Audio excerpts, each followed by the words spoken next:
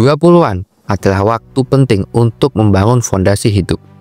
Kita sering terjebak dengan overthinking, ketakutan terhadap opini orang lain, dan merasa tidak punya waktu.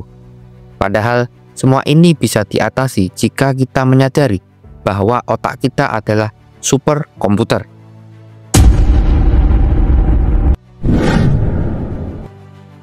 Yang perlu diisi dengan input positif untuk menghasilkan output yang baik.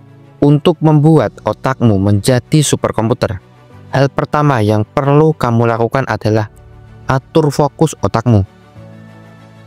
Ini bisa menjadi penting untuk menjaga produktivitas dan mencapai tujuan. Otak seringkali terinfeksi virus berupa kebiasaan buruk overthinking dan multitasking berlebihan. Overthinking terjadi ketika kita selalu memikirkan hal-hal kecil atau skenario negatif yang belum tentu terjadi, yang justru menguras energi mental. Sementara multitasking, meskipun terlihat produktif, sebenarnya mengurangi efisiensi karena otak tidak mampu fokus secara optimal pada banyak hal sekaligus. Untuk mengatasinya, kita perlu mengarahkan fokus pada hal-hal yang mendukung tujuan kita. Caranya adalah dengan menyusun prioritas, menyelesaikan tugas satu persatu, dan menghindari gangguan seperti notifikasi media sosial.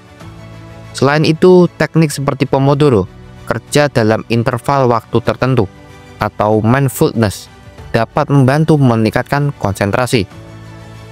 Dengan fokus yang terarah, kita dapat bekerja lebih efektif, menghindari stres, dan mencapai hasil yang maksimal tanpa membuang energi mental untuk hal yang tidak penting. Selanjutnya, pahami sumber hasilmu. Prinsip ini mengingatkan kita bahwa setiap hasil dalam hidup berasal dari proses yang dimulai dari pikiran.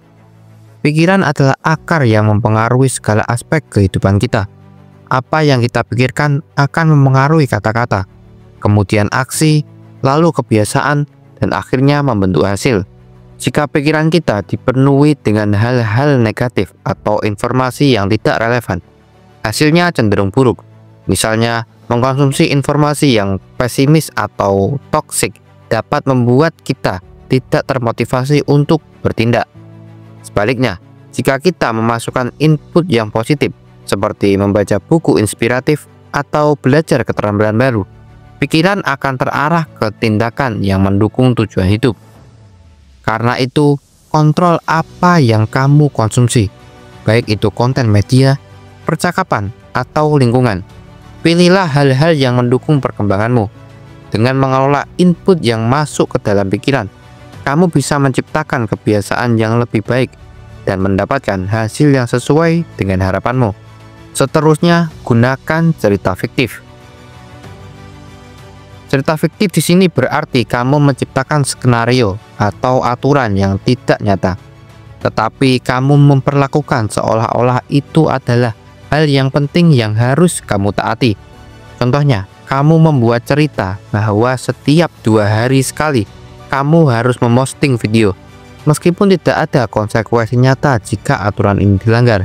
Cerita ini memberikan kamu dorongan untuk bertindak konsisten. Teknik ini bekerja karena pikiran kita cenderung merespon cerita atau narasi yang kuat. Dengan menciptakan aturan seperti ini, kamu memberi otak struktur untuk mengikuti rutinitas yang mendukung tujuanmu. Selain itu, cerita fiktif ini membantu mengurangi beban mental karena kamu tidak perlu terus-menerus memikirkan apakah akan bertindak atau tidak.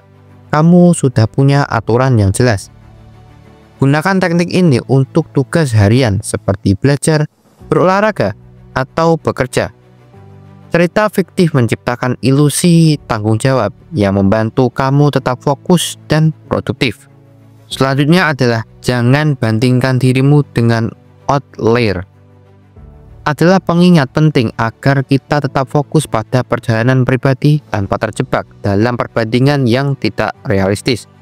Outlier seperti Elon Musk atau Mark Zuckerberg adalah individu dengan keunikan yang luar biasa. Mereka memiliki sumber daya, pengalaman, dan latar belakang yang jarang dimiliki kebanyakan orang. Membandingkan diri dengan mereka seringkali berakhir dengan rasa minder, frustasi, atau kehilangan motivasi. Sebaliknya, fokuslah pada kemajuan pribadimu. Setiap langkah kecil yang kamu ambil menuju tujuanmu adalah pencapaian yang berharga. Ukur dirimu berdasarkan perkembanganmu dari waktu ke waktu, bukan dengan standar yang ditentukan oleh orang lain, apalagi mereka yang berada di luar rata-rata. Validasi dari orang lain tidak akan membawa kepuasan sejati. Sebaliknya, kebahagiaan datang dari memahami bahwa kamu sedang berkembang sesuai kemampuan dan kondisi unikmu.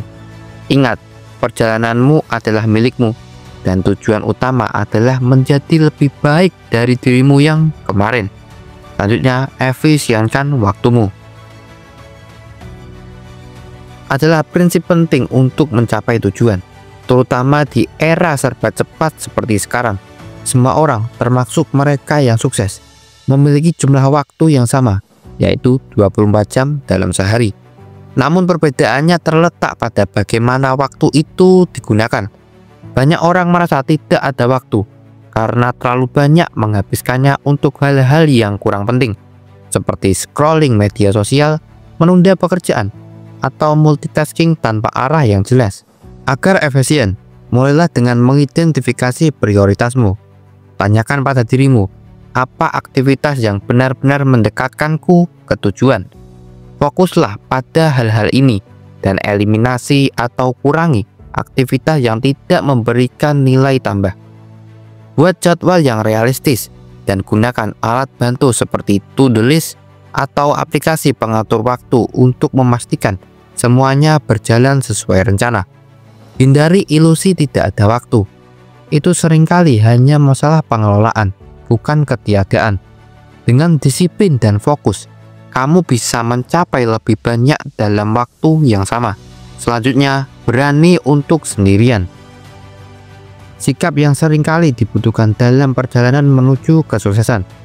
Banyak orang merasa kesepian saat mengejar tujuan besar, terutama ketika mereka harus membuat keputusan penting yang tidak selalu didukung atau dipahami oleh orang lain.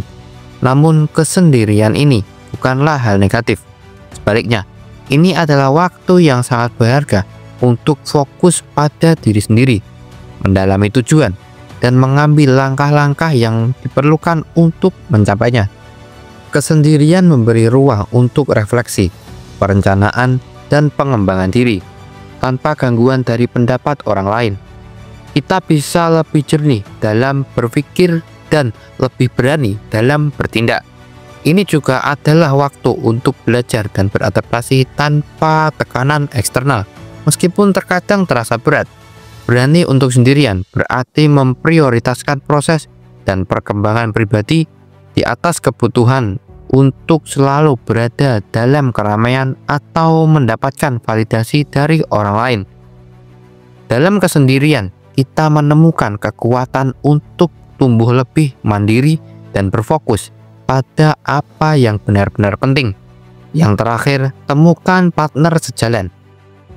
Adalah salah satu langkah penting ketika perjalanan menuju tujuan terasa berat atau sepi. Tidak jarang kita merasa kesulitan untuk bergerak sendiri, apalagi jika tujuan kita besar dan penuh tantangan. Dalam momen seperti ini, mencari partner yang memiliki visi dan semangat yang sama bisa sangat membantu. Partner yang tepat akan menjadi sumber dukungan, inspirasi, dan motivasi yang tidak hanya membuat perjalanan lebih ringan, tetapi juga lebih produktif. Bekerja dengan seseorang yang memiliki tujuan yang sama dapat menciptakan kolaborasi yang lebih efektif.